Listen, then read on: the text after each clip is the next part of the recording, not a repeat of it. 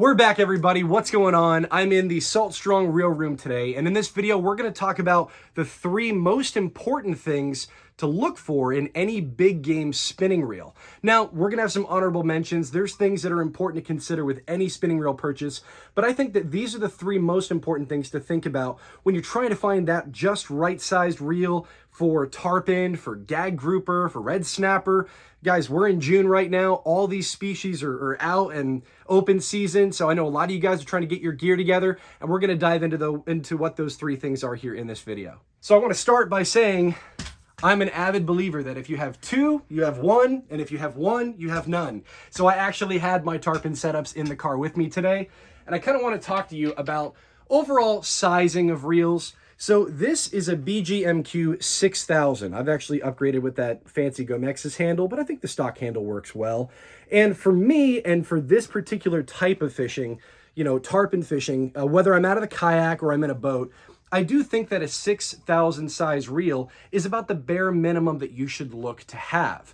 Now, in the BG MQ 6000, I'd compare it to another Shimano 6000 size, but every manufacturer kind of has their own unique sizing. Like a Shimano Saragossa or Spheros is similar to any Daiwa 6000. So BG MQ, Saltist MQ, a Certate SW, they're all about that profile size.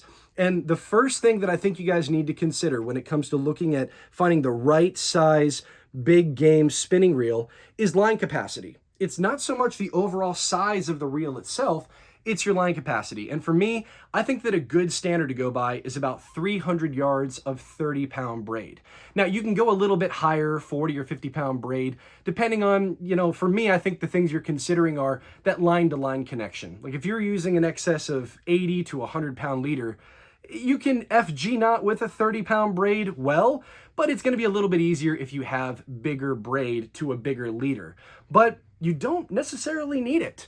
Whether you're bottom fishing in 200 to 300 feet, or you're going after tarpon or maybe a random kingfish that's going to burn a lot of line capacity is really the important thing here. In application, the braid is not the thing that's making contact with the structure. You don't need bigger and heavier braid when fishing around structure. You're going to need the line capacity because a long leader is really what's going to be making contact with that structure if you're fishing for bottom fish, for example. So I think a reel that holds a minimum of 300 yards of 30-pound braid is a good start.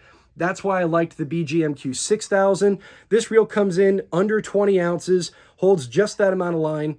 For me, it's perfect out of the kayak. It's been great out of the boat. It's not too heavy. I can fish with it all day long. So that's been able to check that box for me. So the second thing that I look for is actually gear size. So overall size of the reel, for the most part, is going to dictate how big that main gear is inside of the reel.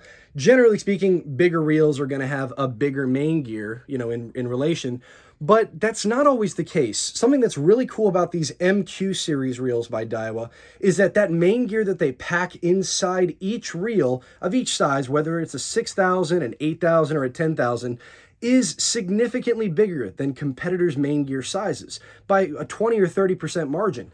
So you could take an 8,000 or a bigger 10,000 size spinning reel from another company and compare the main gear of even this 6,000 size Daiwa BG MQ, and this smaller reel could have the same size main gear as a bigger reel. It's crazy. And I think that a bigger gear translates to more power when you're turning the handle on these big fish.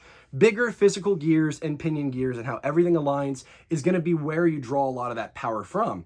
And putting it into a compact aluminum body doesn't hold you back at all. So I think that having a bigger reel is great, but be mindful of what type of gear is used in that particular size reel. So in number 3, and this is really along the lines of a buy once, cry once mentality, it's sealing. So I fish out of the kayak a lot. I'll launch off the beach. I'll go for blackfin tuna and sailfish. I'll go for tarpon. Sometimes I'll even go for red snapper up in the panhandle. And I take a lot of splashes and a lot of waves in the kayak. Even when I'm running a boat offshore 30 miles to go for grouper, if my rods are sitting in the rod holder on the sides of the boat on the way out, they're gonna get splashed, they're gonna get sprayed. And a reel of this caliber, of the 6,000 size and bigger, if it's just not sealed well, it's not going to last you a long time.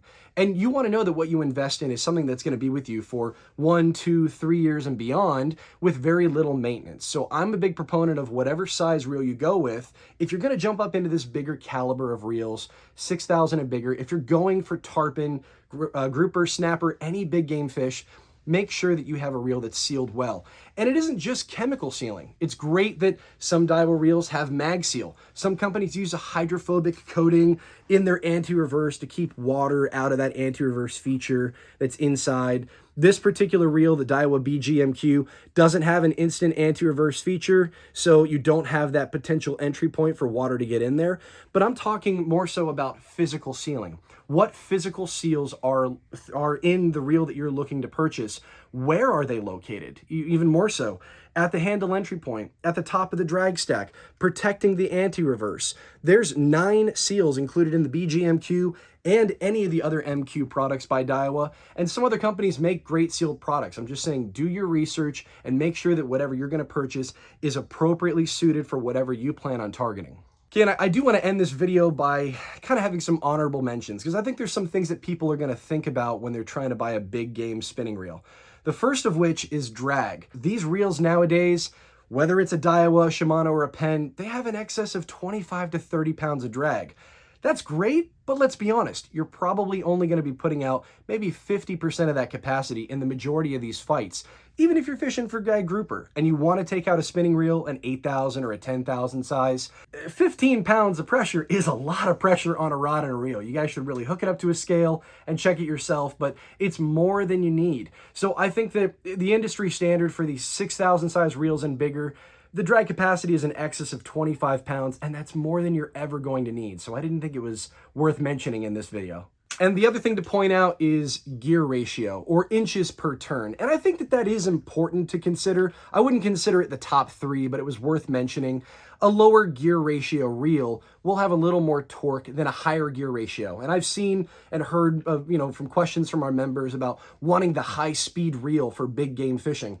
For bottom fishing applications, you don't so much need a higher speed reel, and for tarpon and kingfish, it can come into handy, but for the most part, a lot of these bigger game reels are a 5-to-1 gear ratio. They're going to bring in close to 40 inches of line per full turn of the handle. They're all about the same. I don't think one offers any more of a benefit than the other when it comes to line pickup speed. So guys, that's what I think are the 3 most important things when it comes to picking a big game spinning reel. If you can't tell, I'm a huge fan of the BG MQ. I have 2 of the 6,000 size. I've had these reels for over a year. They've been on a bunch of different adventures with me. I've caught a lot of really nice sized tarpon off the beach and in my buddy's boat. So I'm looking forward to putting these guys to the test in the coming months. And if you guys want to pick yourself up one of these BG MQ 6,000s or any of the bigger sizes, we do have them in our online tackle shop, fishstrong.com.